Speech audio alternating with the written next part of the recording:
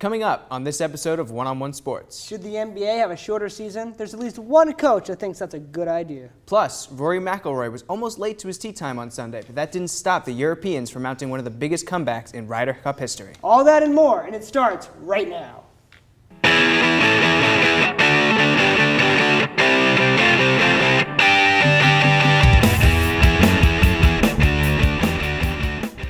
Hello and welcome to One-on-One Sports. I'm Joe DiRienzo. And I'm Curt Lestan. We have a great show lined up for you today, so let's kick things off with our starting five.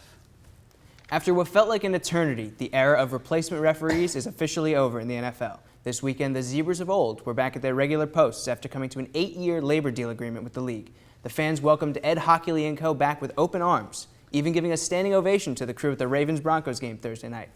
Now, Curt, do you think this grace period's going to last? Well, first of all, I got to tell you, I love having Ed Hockley, Baby Gap. I love having him back. It's fantastic. Oh, yeah. Ed Hercules. Yes, I like that. That's a good one, too. Now, do I think it's going to last? No. You know why? Because it's no chance. As fans, that's what we do. You know, we love to hate the refs. And you know what? I don't care who it is. If it's a replacement ref, regular ref. If they blow a call, people are going to get on them. Oh, but now they have actual ammunition to use. You know that first call that someone really blows? Man, he's just as bad as those replacement refs. That's what's going to happen. That's just the way it's going to be. It certainly doesn't help them out, the fact that they could be compared to the replacement refs. Right. But at the end of the day, they are better. We should be thankful for them.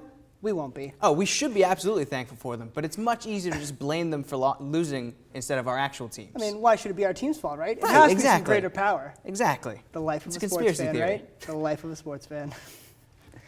Former NL Cy Young winner and admitted HGH user Eric Gagne has said in his upcoming biography that during his time with the Los Angeles Dodgers, he estimated about 80% of the clubhouse was on performance-enhancing drugs. Joe, do you buy what Eric Gagne is saying, or is he just saying this to sell more books? As the great Barney Stinson says, 83% of all statistics are made up. Now, did a lot of those guys use steroids or performance-enhancing drugs? I'm sure they did. 11 of the 2,000 Dodgers were on the Mitchell Report. So yeah, there were people on there juicing. 80%? You're telling me there were only 5 of the guys on the 25-man roster that weren't juicing? I'm not buying that. I'm sorry. He was selling books. Okay, Joe, I hear what you're saying. Now, maybe it's just because of the way we look at sports, but I'm buying every single thing that Eric Gagne is saying. I might not buy his book.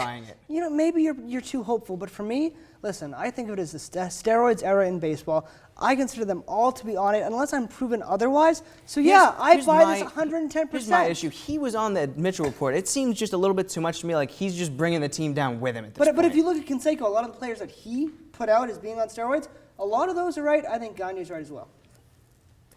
Denver Nuggets head coach George Karl is aware that the NBA isn't as popular as the NFL in the United States. He also knows that last year's late start to the NBA season gave the association a much bigger spotlight and boosted ratings.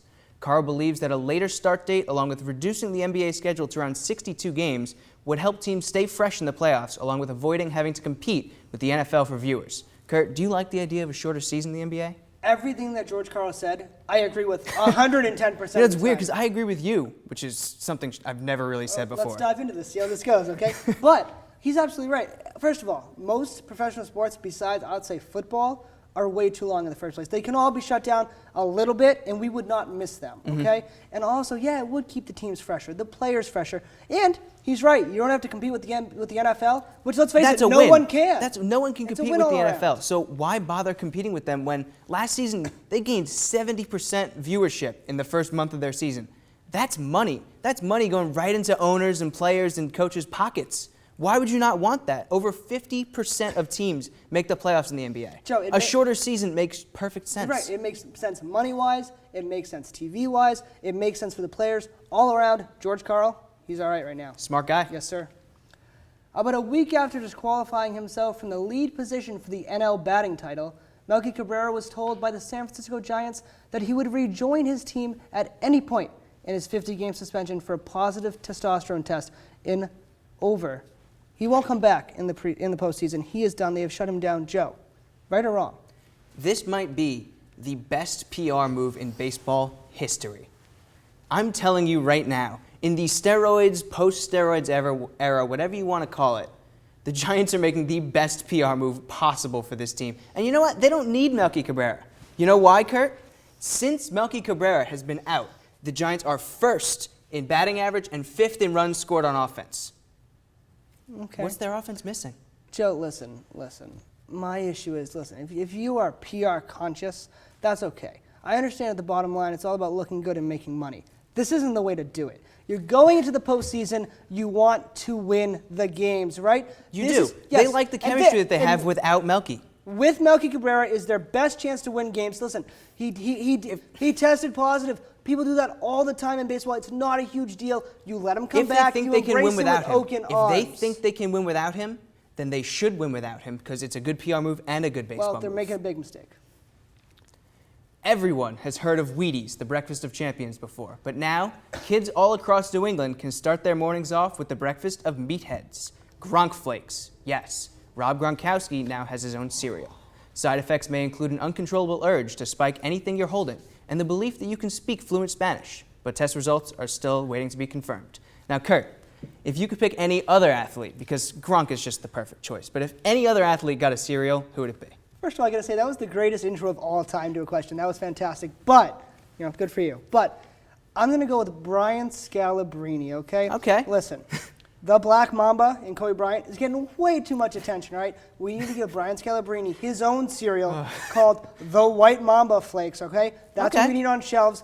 He's sick and tired of people asking him for Happy Meals. He needs to be more well known. They should be asking him for White Mamba Flakes. That's what I'm saying. Now, my pick is more for the name than anything else. I would just love to see Tropical Revis Island Crunch hitting the shelves in the New York area. You can't tell me that's not going to sell some cereal. I mean, that sounds fantastic. And now that he's injured, he has plenty of time to make some cereals. Plenty of time.